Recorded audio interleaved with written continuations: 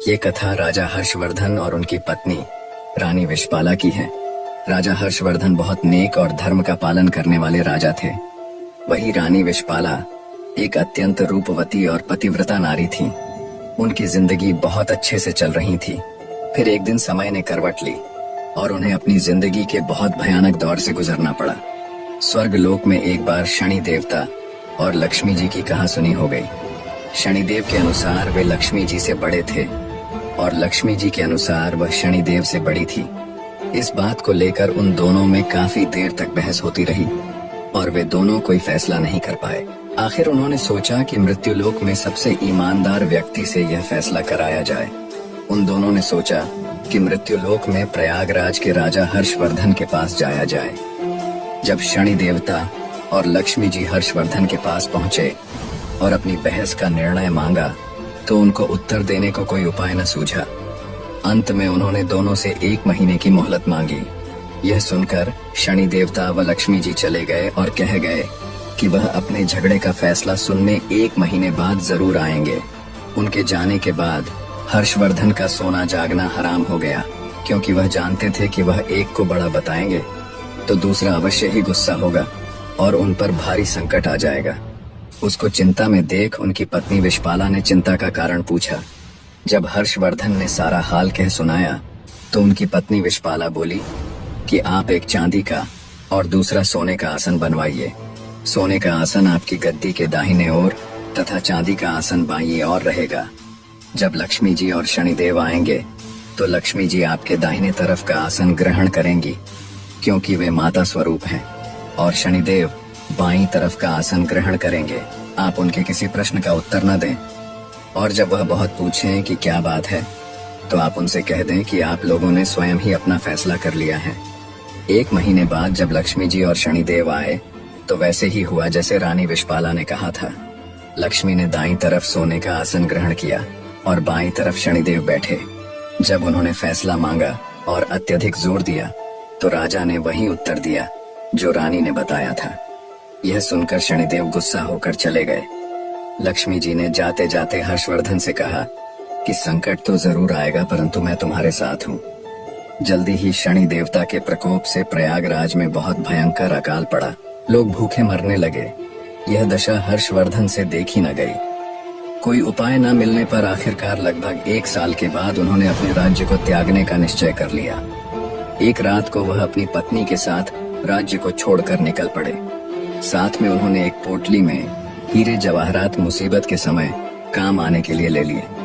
जैसे ही हर्षवर्धन विशपाला के साथ निकले, बहुत ही भयंकर आंधी तूफान आ गया और चारों ओर अंधेरा छा गया। आंधी तूफान में दोनों रास्ता भटक जाने के डर से एक जगह खड़े हो गए। तभी लक्ष्मी जी एक छोटी सी लड़की का रूप धारण करके आई और लालटेन की सहायता से उन दोनों को नदी के किनारे तक पहुंचा दिया। हर्षवर्धन अपनी पत्नी के साथ नदी के किनारे पहुंच गए, परंतु अब नदी पार करने की समस्या उत्पन्न हो गई। इतने में एक बूढ़ा नाविक नाव खेता हुआ उस तरफ आया। हर्षवर्धन ने निवेदन किया कि वह उनको नदी के किनारे पहुंचा दे। नाविक बोला कि उसकी नाव बहुत हल्की है, इसलिए एक एक करके ही वह उनको पार करा सकता है। राजा ने उसकी बात मान ली। पहले वह रानी को पार ले गया, फिर राजा हर्षवर्धन को और अंत में गहने की उस बड़ी सी पोटली को। परंतु उसने गहने की पोटली को नदी पार नहीं पहुंचाया।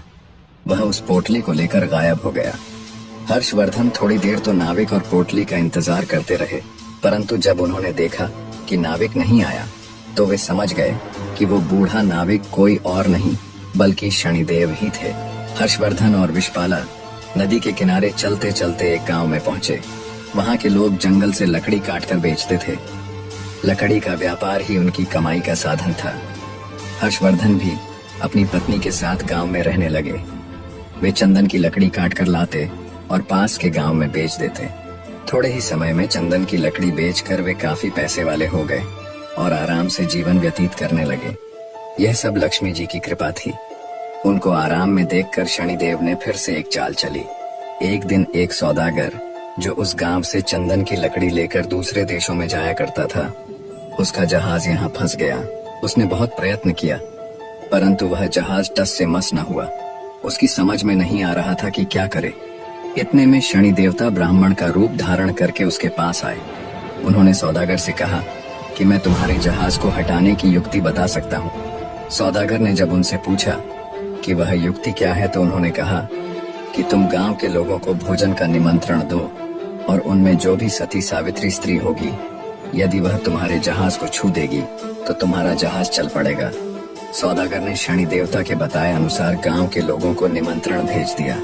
जब वे हर्षवर्धन के घर पहुंचे तो विश्वपाला ने यह कहकर निमंत्रण अस्वीकार कर दिया कि मेरे पति जंगल में लकड़ी काटने गए हैं। सौदागर के आदमी ने वापस जाकर सारी बात बता दी। सौदागर समझ गया कि यही औरत पतिव्रता है और यही उसके जहाज को निकाल सकती है। वह शाम को फिर उसके घर गया। उस समय हर्षवर्धन घर पर ही थे। उसने निमंत्रण स्वीकार कर लिया। जब सौदागर ने हर्षवर्धन और विश्वपाला से कहा कि वह जहाज छू दे जिससे वह निकल सके, विश्वपाला ने अपने पति के कहने पर जहाज छू दिया और जहाज हिलने लगा। यह देखकर सौदागर के मन में पाप जागा कि क्यों न मैं इसको अपने साथ ले चलूं। यदि जहाज फिर से फंस गया तो वह छूकर उसे हटा सकती है।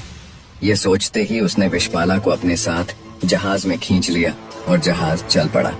हर्षवर्धन चिल्लाया, परंतु उस समय तक जहाज काफी दूर चला गया। विश्वपाला अत्यंत रूपवती थी। उसको देखकर सौदागर के मन में पाप जागृत हुआ। उसने विश्वपाला के सम्मुख उसे अपनी पत्नी बनाने की इच्छा जाहिर की, पर रानी ने उसे साफ मना कर दिया। पर रानी के रूप पर मोहित हुआ सौदागर अब हर समय उसके पीछे पड़ा रहता। रानी विश्वपाला ने सौदागर की छेड़छाड़ से तंग आकर सूर्यदेव से प्रार्थना की कि उसको अपने सतीत्व की रक्षा करने के लिए कोढ़ दे दे। उसकी प्रार्थना सूर्य भगवान ने सुन ली और उसका शरीर कोढ़ से विकृत हो गया। इधर राजा हर्षवर्धन भी रोते बिलखते नदी के किनारे से चल पड़े। वह इसी आशा में थे कि यदि जहाज उस तरफ से गुजरा तो वह अपनी पत्नी को छुड़ा लेंगे। आखिर उसको जहाज का कहीं पता नहीं चला तो वह नदी के किनारे आश्रम के साधुओं के साथ रहने लगा। वह वहां पर साधुओं की सेवा करता, गायों को चराता और गायों के गोबर से उपले बनाता। वह उपले लक्ष्मी जी की कृपा से सोने के हो जाते। इस प्रकार कुछ ही दिनों में उसके पास ढेर सारी सोने की ईंटें हो गईं। एक दिन वही सौदागर जो हर्षवर्धन की पत्नी को ले गया था, उसका जहाज वहां पर आया। हर्षवर्धन ने सौदागर को पहचान लिया। उसने सौदागर को ईंटें दिखाकर कहा कि यदि सौदागर उसको साथ ले चलेगा तो वह ईंटें उसे दे देगा। सौदागर ने भी हर्षवर्धन को पहचान तो लिया था, परंतु सोने की ईंटों के लालच में अपने जहाज में बैठा लिया। जब जहाज चल पड़ा तो कुछ ही दूर जाने पर सौदागर ने हर्षवर्धन को नदी में फेंकवा दिया। हर्षवर्धन की चीख पुकार विश्वपाला को सुनाई दे गई। उसने एक काठ का टुकड़ा समुद्र में फेंक दिया। उस काठ के टुकड़े के सहारे हर्षवर्धन एक पुल पर पहुंचा, जहां आते जाते जहाज से चुंगी यानी कर लिया जाता था। अनजान व्यक्ति को वहां देख वहां कामगारों ने उससे पूछा कि वह कौन है और कहां से आया है। तो हर्षवर्धन ने कहा कि वह एक अत्यंत दुखी आदमी है। वहां के लोग उसको राजा के पास ले गए। राजा ने परिचय मांगा तो हर्षवर्धन ने बताया कि वो एक दुखियारा व्यक्ति है जो ऐसे दर दर भटकता है। उसने राजा के सामने दया याचिका कर कोई छोटी मोटी नौकरी देने की मांग की। राजा भी एक दयालु व्यक्ति था। उसने उसे वहां के बगीचे का माली बना दिया। उस राज्य के राजा के यहाँ संतान के रूप में इकलौती पुत्री थी, जिसके लिए नित्य फूलों का सुंदर गजरा बनाकर मालिन लेकर जाती थी। एक दिन राजकुमारी ने मालिन से पूछा कि आजकल गजरे कौन बनाता है, वे अत्यंत सुंदर होते हैं। मालिन ने राजकुमारी को बताया कि एक नया नौकर है जो गजरे बनाता है। राजकुमारी ने उसे देखने की इच्छा प्रकट की। जब उसने राजा हर्षवर्धन को देखा तो वह उस पर मोहित हो गई और हर्षवर्धन से ब्याह करने की हट पकड़ ली। राजा ने बहुत मना किया, परंतु जब राजकुमारी नहीं मानी तो उन्होंने लाचार होकर दोनों का ब्याह कर दिया और जंगल में एक मकान रहने को दे दिया। कुछ दिन बीत गए तो हर्षवर्धन ने राजकुमारी से कहा कि ऐसे बेकार बैठे रहकर मेरा मन नहीं लगता। तुम अपने पिता से कहो कि मेरे को जहाजों की चुंगी का ठेका दे दें। राजकुमारी ने अपने पिता से यह प्रस्ताव रखा तो राजा ने प्रस्ताव स्वीकार कर लिया। हर्षवर्धन अब आने वाले जहाजों से चुंगी लेता। ऐसे ही 7 वर्ष बीत गए। शनिदेव का प्रभाव खत्म होने को आया। एक दिन सौदागर का जहाज वहीं आया। हर्षवर्धन ने उस जहाज को रोक लिया और उसे वहां से जाने नहीं दिया। सौदागर क्रोधित हो राजा के पास शिकायत लेकर गया और विनती की, महाराज जो भी आपका कर है वो मैं हमेशा अदा करता हूँ, फिर भी मेरे जहाज को क्यों रोका गया? राजा ने जब हर्षवर्धन से पूछा कि वह सौदागर के जहाज को क्यों नहीं जाने देता, तो हर्षवर्धन ने बताया कि महाराज, इस सौदागर के पास मेरी सोने की ईंटें हैं जो इसने मुझसे चुराई है। जब हर्षवर्धन ने सौदागर से अपनी सोने की ईंटों की चोरी की बात राजा के सामने रखी, तब राजा ने हर्षवर्धन से पूछा, क्या तुम्हारे पास इस चोरी का कोई प्रमाण है? हर्षवर्धन ने सिर झुकाकर कहा, महाराज, मेरे पास कोई प्रमाण नहीं है। हर्षवर्धन का झुका सिर देखकर सौदागर अपनी बात को और अधिक पुख्ता करने के लिए राजा से कहता है, महाराज, ये झूठ बोल रहा है। मैं शपथ लेता हूँ कि सोने की ईंटें मेरी हैं। राजा सोच में पड़ जाता है।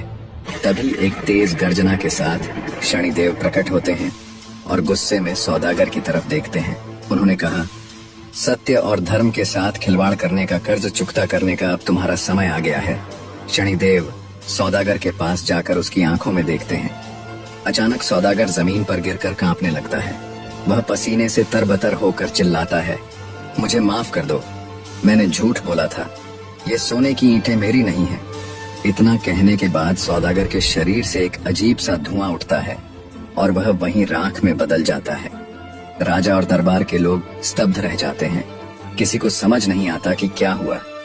तभी शनिदेव हर्षवर्धन के पास जाकर उनको प्रणाम करते हुए कहते हैं, राजा हर्षवर्धन, तुम्हारे सत्य और धैर्य ने मुझे पराजित कर ही दिया। तभी एक बार फिर से तेज प्रकाश होता है और तेज प्रकाश के साथ लक्ष्मी जी प्रकट होती है। माँ लक्ष्मी जी हर्षवर्धन को आशीर्वाद देते हुए कहती हैं, तुम्हारे त्याग, धैर्य और धर्म का पालन करने के कारण मैं तुम्हें अखंड समृद्धि का आशीर्वाद देती हूँ। तुम्हारा राज्य फिर से समृद्ध होगा। आशीर्वाद देकर लक्ष्मी जी और शनिदेव दोनों अंतर्ध्यान हो जाते हैं। राजा के आश्चर्य की कोई सीमा नहीं थी। वह हर्षवर्धन के पास आकर कहते हैं, तुम कोई साधारण पुरुष नहीं हो सकते। तब हर्षवर्धन उसे पूरा किस्सा बताते हैं। राजा सहित पूरा दरबार हर्षवर्धन की धर्मपरायणता का गुणगान कर रहा था। राजा ने हर्षवर्धन की पत्नी रानी विश्वपाला को आदर पूर्वक जहाज से पालकी में बुलाया। रानी विश्वपाला ने पुनः सूर्य भगवान से प्रार्थना करके अपना पूर्व रूप मांग लिया। राजा ने आदर पूर्वक हर्षवर्धन के साथ अपनी बेटी को और रानी विश्वपाला को भी, जिसको उसने अपनी बेटी मान लिया था, प्रेम पूर्वक विदा किया। निष्कर्ष, किसी के जीवन में कठिनाइयां कितनी भी बड़ी क्यों न हो, अगर व्यक्ति सत्य और धर्म के मार्ग को नहीं छोड़ता तो समय के साथ वो न केवल हर मुश्किल से बाहर आता है, बल्कि खुद वो मालिक परमात्मा भगवान भी उसकी मदद करते हैं।